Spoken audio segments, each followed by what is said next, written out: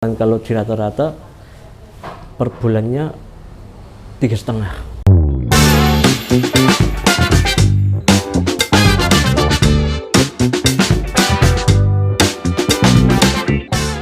Assalamualaikum Mas Tama. Waalaikumsalam. Semangat pagi. Semangat ya. Semangat. Semangat.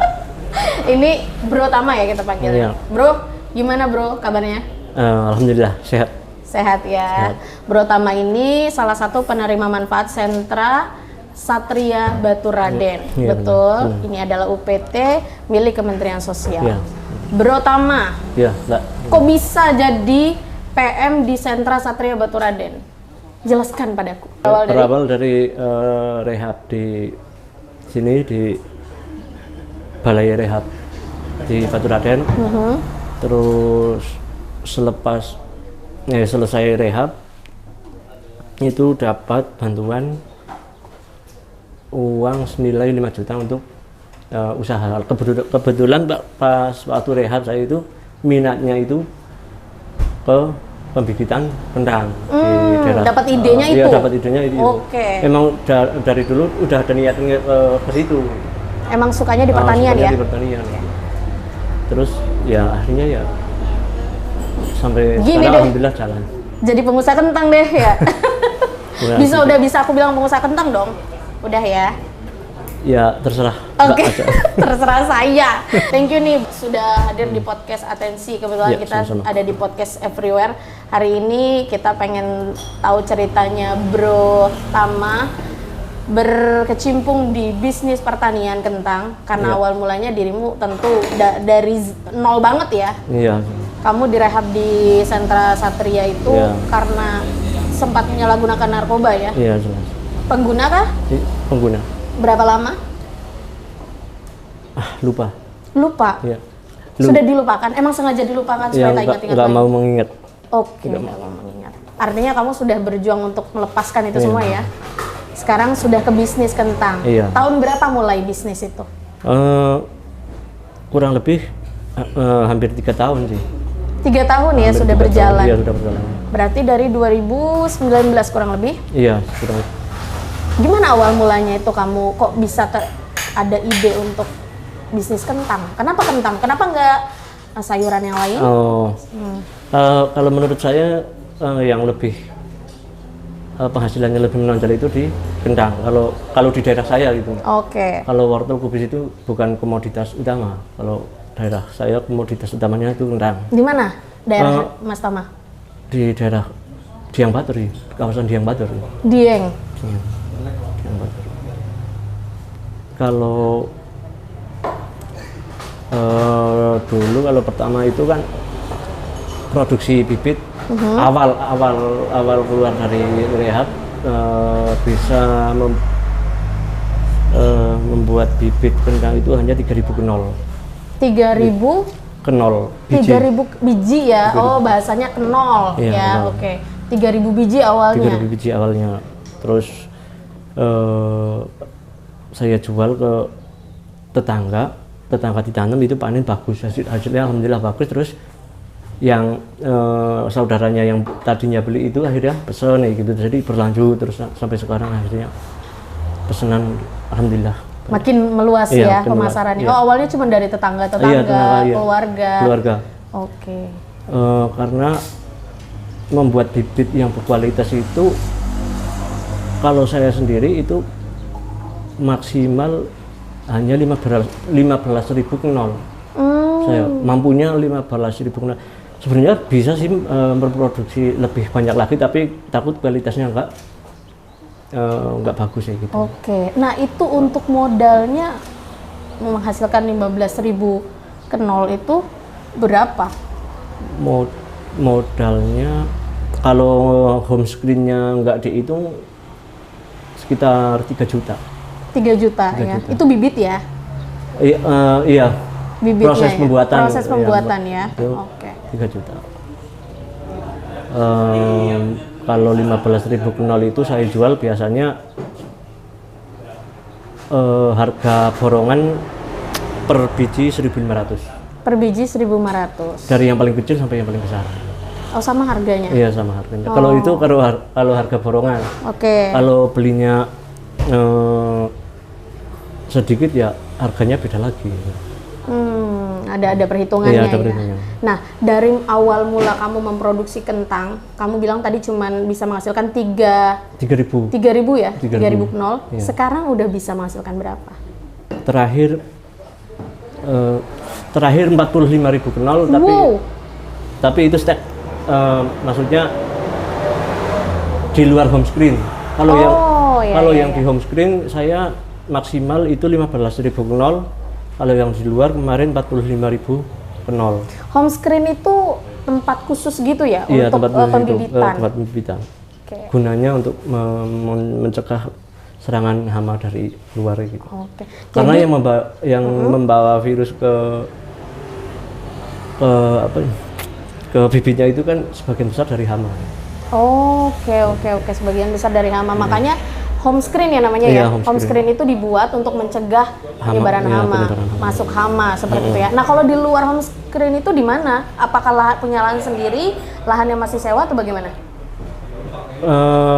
Kalau untuk membuat bibit yang berkualitas, kalau langsung di lahan itu usahakan mencari lahan yang masih steril. Belum pernah terpakai. Belum pernah terpakai, terus di samping-sampingnya itu nggak ada tanaman lain. Gitu. Jadi nggak ada hama yang itu. Nah, kebetulan saya itu yang kemarin panen 45.000 knol itu saya sewa lahan di daerah Klidung. Itu lahan steril, habis buka lahan baru ya daerah situ gitu. Terus aku sewa, terus tanam gitu. 45.000 knol. Oke. 45.000 loh, luar biasa ya ini. Dari 3.000 kemudian bertahap hingga akhirnya 45.000. Sekarang setelah kita bahas produksi, penghasilannya kamu dapat berapa sih penghasilannya dari usaha kentang ini yang simpelnya bisa kita ketahui? Kalau di rata-rata itu kan kalau proses pembuatan bibit itu kan selama 4 bulan kurang lebih. 4 bulan ya? Iya, selama 4 bulan. Kalau di rata-rata per bulannya 3,5. Per bulan 3,5? Iya, itu udah bersih. 3.500.000 udah bersih? Udah bersih. Wah, keren. Sama nggak pasti juga sih Mbak. Kadang ada yang pesan, kadang kalau pesennya bukan kenolan, pesennya itu per batang gitu. Ya, per batang. Kalau per batang itu berarti terdiri dari beberapa knol gitu? Enggak, kalau jualnya itu yang stek batang, stek pucuk, itu biasanya kan kalau yang beli stek pucuk itu langsung ditanam di lahan, nanti panenannya itu udah bisa jadi bibit, jadi lebih hemat gitu. Oke, lebih hemat. Makanya orang kenapa milih beli batang gitu ya? Iya, beli batangnya biar langsung tanam, nanti kalau udah panen ya bibitnya udah banyak gitu. Daripada beli bibit yang udah jadi gitu. Nah, Bro Tama, ngomong-ngomong, karena tadi kita sudah pesan, sepertinya sudah jadi. Kita lagi sambil menikmati kopi di Sentra Satria Batu Raden. Ini tepatnya di Sentra Kreasi Atensinya. Nah, ini mocktailnya. Sambil ngobrol-ngobrol nih ya, Bro Tama. Tadi asik kita ngomongin pendapatannya Bro Tama per bulan 3,5 itu udah bersih. Dari awalnya kamu cuman dikasih modal usaha dari bapak sama saudara sih. Dari bapak sama dan mengelola bantuan dari Kementerian Sosial juga ya? Itu yang paling pengaruh yang paling besar itu dari bantuan dari ini. Dari Kemensos ya. Karena kalau dulu membuat home screen itu kan cukup mahal. Iya gitu. Jadi kalau nggak ada bantuan dari Kemensos, mungkin belum berkembang sampai sejauh ini. Gitu. Oke, berarti berpengaruh sekali dan ini kamu rasakan manfaatnya ya. Benar. Ini apakah kesibukan menjadi petani kentang ini membuat kamu lupa akan masa lalu kamu yang sangat-sangat membelenggu? Iya. Ini salah satu strategi ya? Iya, strategi. Aku dulu sebelum sebelum bisa memproduksi bibit kentang bisa produksi banyak itu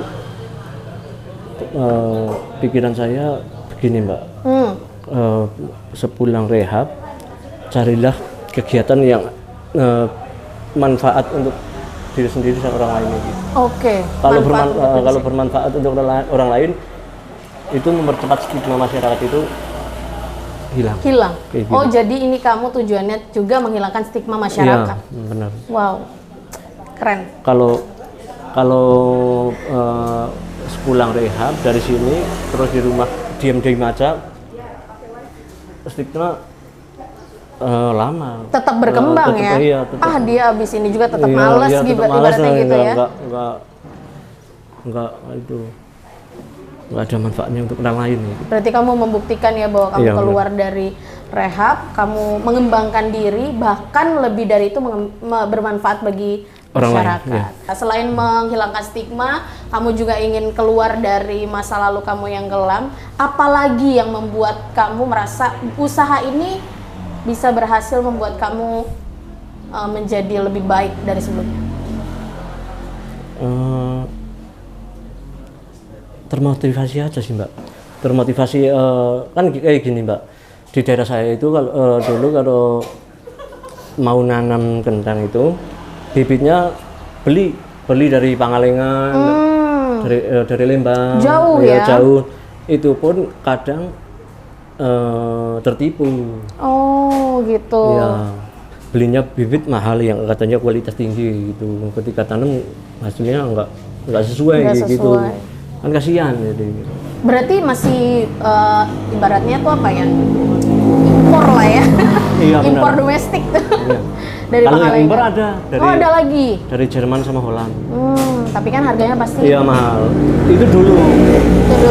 Tapi itu artinya peluang ya. Kamu membaca peluang bahwa ini nih kita butuh ini karena kita selalu beli dari jauh gitu ya, dari Pangalengan, kemudian juga dari ada yang impor yang mahal dari Jawa Timur, dan kamu berusaha menciptakan usaha yang memang dibutuhkan oleh masyarakat ya.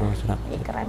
Selain peluang, menghilangkan stigma, kemudian juga keluar dari masa lalu yang kelam, itu udah motivasi kamu banget ya untuk mengembangkan bisnis ini. Dan ini akan terus berlanjut.